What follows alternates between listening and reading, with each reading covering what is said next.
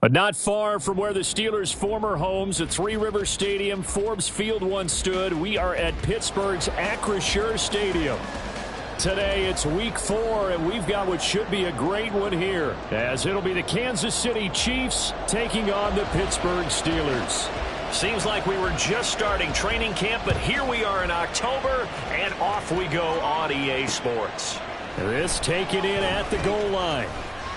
And no chance to get away as they'll get him down at about the 17-yard line.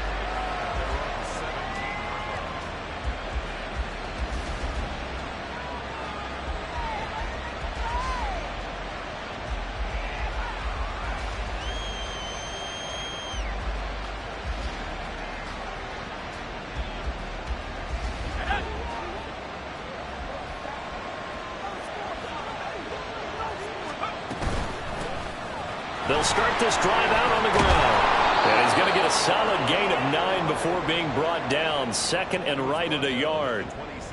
A nice run here early on. It doesn't take a great play caller to realize you want to establish a guy of his caliber with runs like this early, because they'll pay dividends as the game progresses.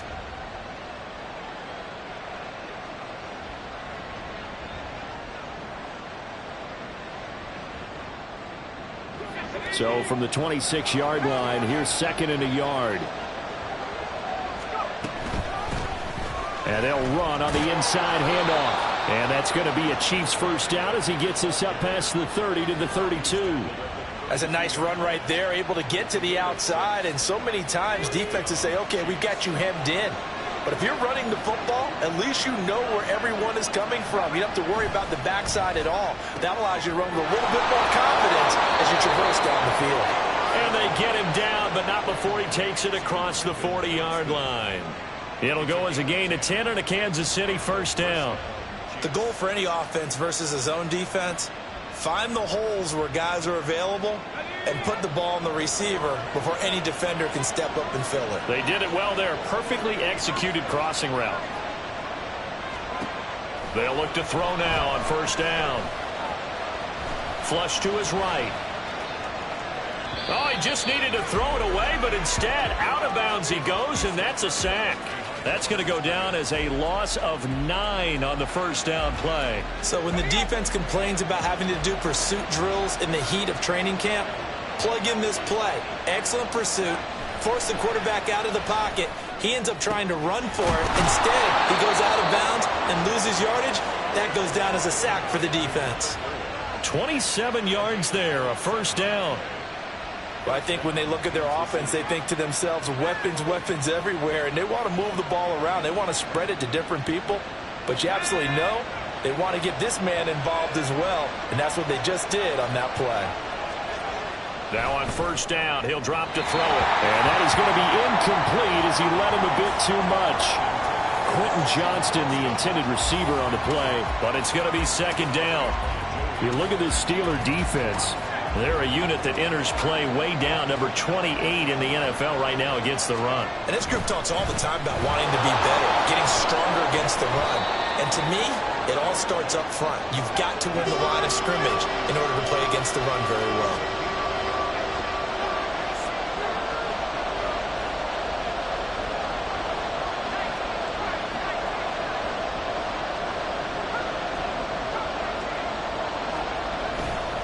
The play action fake. They'll look to throw. Steps away. And that will be incomplete. That was an interesting look there because as soon as he got outside the pocket, I thought he was going to take off and run for yardage. But what often happens now with these quarterbacks who can move, defenses want to try and keep bodies in front of them. And I think that discouraged him from taking off and made him try a pass downfield that fell incomplete. And this is good from 57 yards out. That was bombs away right there. That kick, by the way, Charles, a career long. Well, we did watch him in pregame, and he hit from this distance, so not a surprise. But there still is something exciting about it, carrying it over from practice and pregame to actually doing it in live action. They'll elect to bring it out here from the end zone. Now a hit and a loose football. So a teammate picking him up there, that was nearly disaster. And the way that you coach these things, you want to make sure you have eyes towards the return guy because you want to make sure that the catch is secured. A lot of teams do that. They have at least one guy. Okay, you're responsible for making sure he secures the catch. Right away, he lost the football. Oh, one of the linebackers has got it. And down inside the red zone at the 19-yard line. Well, he's going to have to shake out the cobwebs first time he touches the football, and he drops it on the ground. So many times we talk about quarterbacks and taking care of them early to get them in the flow with safe throws, right? But with a runner, there is no such thing as a safe run, right? Right out of the gate, you're going to be in some traffic. Got to take care of the ball, and he didn't do that. This is caught, and he'll be out of bounds. 19 yards on the pickup there, and now they'll have it first and goal. I don't care who you put on him. He's going to be a handful in one-on-one throws. Yeah, right now, you're right. They're in man-to-man. Maybe need some safety help. I would say that'd be a good idea. Double-team him somehow. It'll be intercepted. And the Steelers are going to get the football here as the ball will come out to the 20. CD, when he went to throw that, I'm not sure if he just didn't see where the defense was. Whatever the case, not the throw you're looking for on first and goal. Not at all, because, look, let's face it, that close to the goal line, if you throw an interception, it's going to hurt on any down. But really, the only down you can kind of live with is if you do it on fourth down. The first three, if you don't have it wide open, just get rid of it. Make sure they can't get it and live to fight another down. First and goal, and you throw the pick, not good at all. They'll send a receiver in motion to the left. Running game working. They'll stick with it on first down. And they'll get this well past midfield before being stopped just before the 35. Back-to-back good plays have them on the move on first down. Off the play fake, he'll look to throw. And this is incomplete.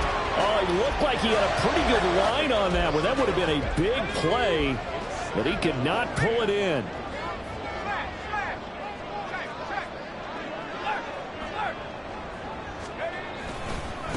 On second down now. It's McLeod, and he is met in his tracks behind the line of scrimmage. It'll go as a loss of a yard, so now they deal with 3rd and 11. Backed up here, tough spot, needing 11 yards to pick up the first. On third down, he'll drop to throw. And it'll find the open man. That's complete. And he's brought down, but not before he reaches the 8-yard line.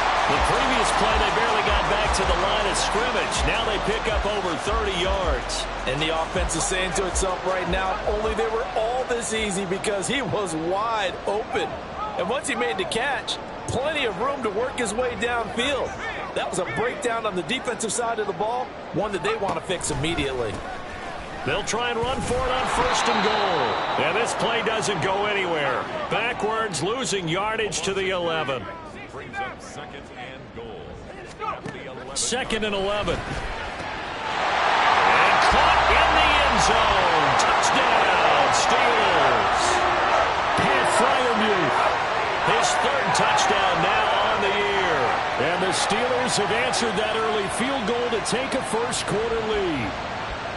And he is a reliable target. They like to get him involved. They got him involved there for the score. And they should. He's a very good player. Remember, they can use him in certain positions, so many different spots, and he usually comes through for them.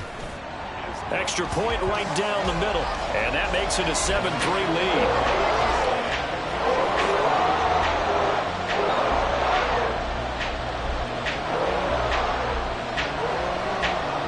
Here's the Steelers kick team as they'll boot this one away. Taken at the goal line.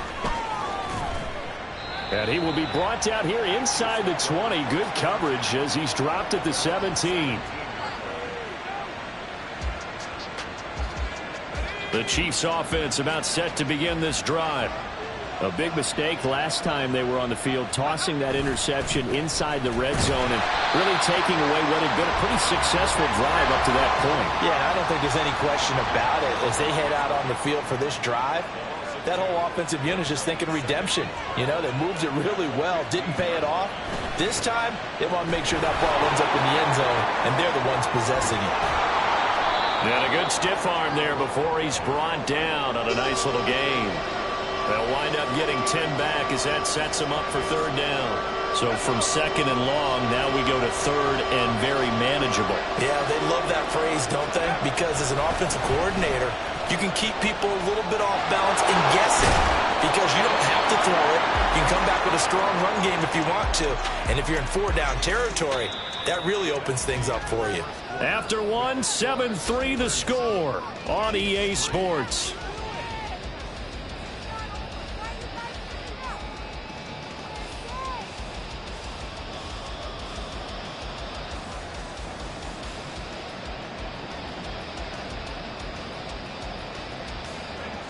So from the 39 now, they'll come up on a 1st and 10.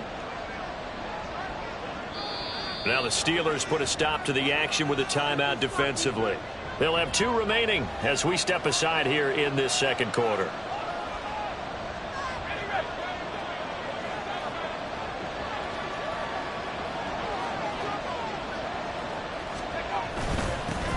On 1st down, they'll go to the ground attack.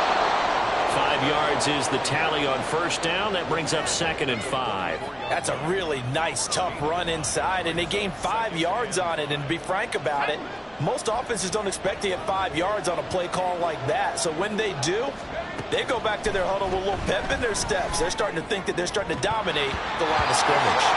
They try to throw on 2nd down, but this one is incomplete. And I think they'd be well served to take that type of a physical approach against him the rest of the game. He's had his way so far, but on that last one, that worked quite well for the defense. They'll look to throw.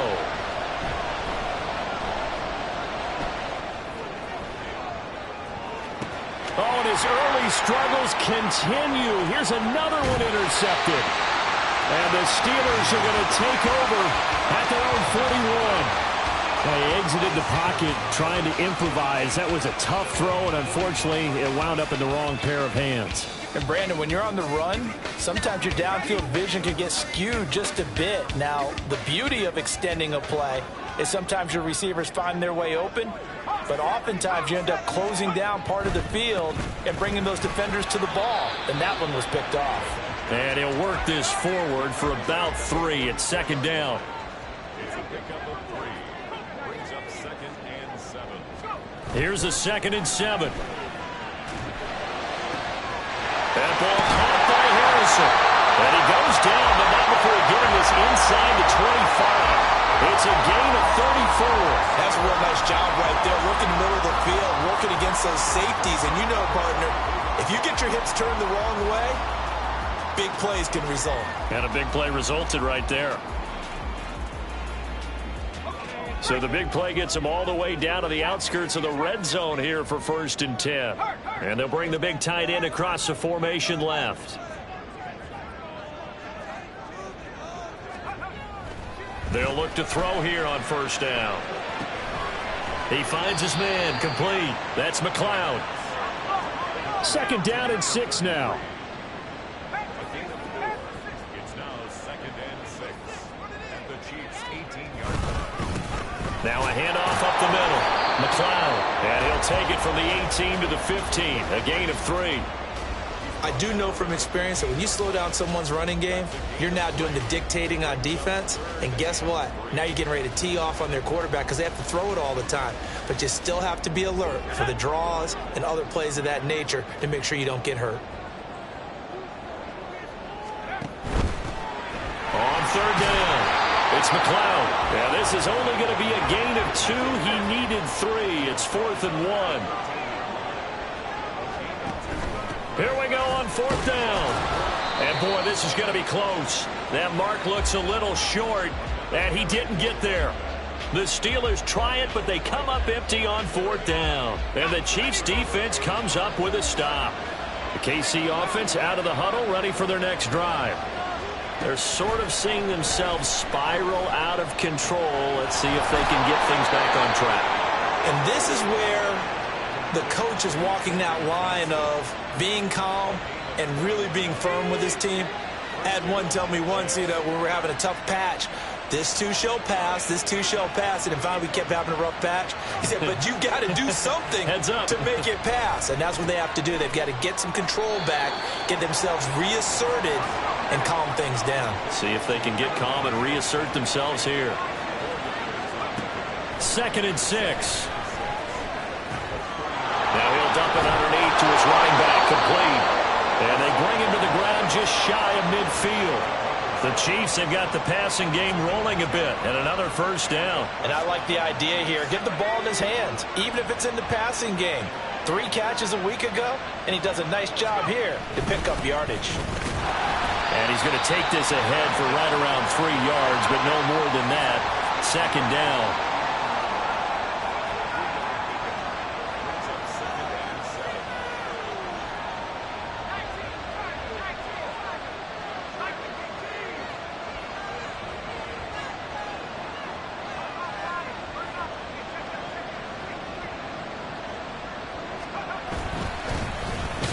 Keep leaning on the running game. Back to the ground. And nothing doing. He's immediately taken down at the line of scrimmage. Officially no gain on the play, and they're left with a 3rd and 8. They're going to look to throw. This is caught inside the 15.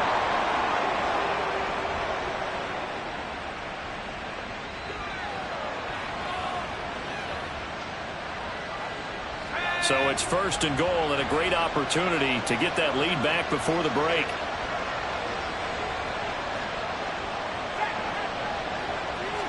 It's a quarterback sneak, and he is going to lose yardage here. A loss of 2 there, 2nd down. Tried to burrow in behind his offensive line and sneak it in, but the surge up front, it came from the defensive side of the line of scrimmage, and he was unable to get in. Back at the 2 now, here's 2nd and goal.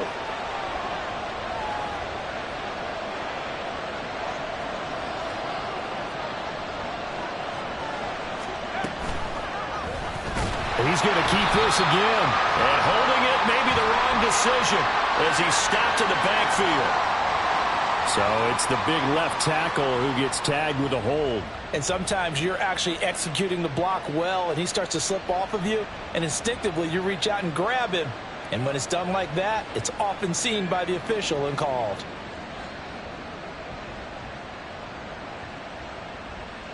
A crucial penalty there as the hold backs him up for another 2nd and goal.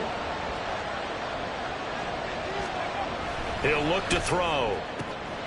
And he's going to be intercepted a 3rd time. And the Steelers force the turnover. They'll take over at their own 27. Definitely not the ideal time to see that mistake, partner, because this is still a one-possession game, and that's at least a field goal that just vanished with that turnover. Now, pressure's on defensively to prevent that pick from turning into points for the other side. They'll start on the ground here on 1st down. And down right around the 32-yard line, 4 yards on the pickup. And they're going to speed things up here.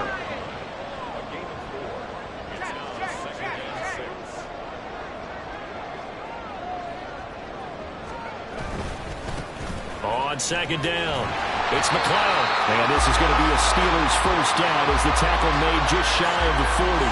That was a good, nice, crisp run for a 1st down. I wonder if the defense might have been loosened up a little bit, maybe anticipating a pass instead of the run that they got. They'll run on 1st down. McLeod. And he'll get what he can up the middle, 3 yards. And that'll bring up 2nd down. It's a pickup of 3. Brings up 2nd and 7. Now they'll switch it up here and look to throw.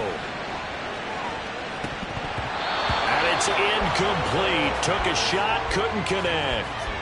And they're not going to go quietly into this halftime break. They know so they're trying to make every possession count. They took the big shot there, but it winds up incomplete. Here's a play fake as they set up to throw. Pass taken in by his big tight end. Now the Steelers use the 2nd of their 3 timeouts as they'll stop the clock with 12 seconds to go in this 1st half. So the big play gets them all the way down to the outskirts of the red zone here for 1st and 10. On play action, they'll throw. He finds his man, complete. That's McLeod. And offensively, they'll take the timeout with 6 seconds left in the second quarter. So on second down, the field goal unit is on here as they try to get 3 before half. And this one is right through. So he's been automatic to this point of the season, and he connects on the field goal.